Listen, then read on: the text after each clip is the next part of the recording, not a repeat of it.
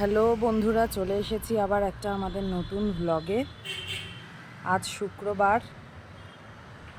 তো আমি প্রতিদিনই একবার করে ছাদে উঠি। ছাদে উঠে আমাদের ছাদের চারিপাশটা তোমাদের সাথে শেয়ার করি।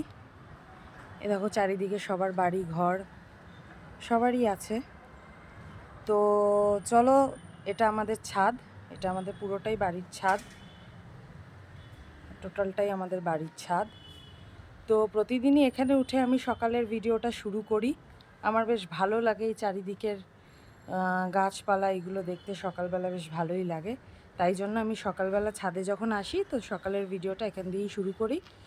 তো চলো, আজকে শুক্রবার কি কি রান্না হচ্ছে তোমাদের সাথে শেয়ার তো করবই, তার সাথে আজকে একটু অন্যরকম কিছু শেয়ার করি। চলো, আজকে আমাদের বড় মা মানে যে দিদা, সেই তো রান্নাবান্না সবটা করে।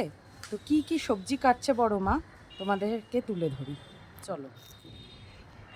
এই দেখো আমাদের বড় মা, হাই করে দাও একটু। তো সবজি কাটছেন উনি। কি কি আজকে আমাদের রান্না হবে, কি কি হবে একটু বলে দাও। আলু ফুলকপির তরকারি, এই যে ফুলকপি আলু কেটে রাখা হয়েছে, আর মাছের ঝোল, এই যে মাছের আলুও কেটে রাখা হয়েছে। আর কুমড়া শাক। এই যে কুমড়ো শাক কাটছে এখন। এই যে কুমড়ো শাক কাটা হচ্ছে। চারিদিকে উনি সব নিয়ে বসেছে, এখন জোগাড় চলছে। গাঠি কচুটা আমাদের কবে করবে?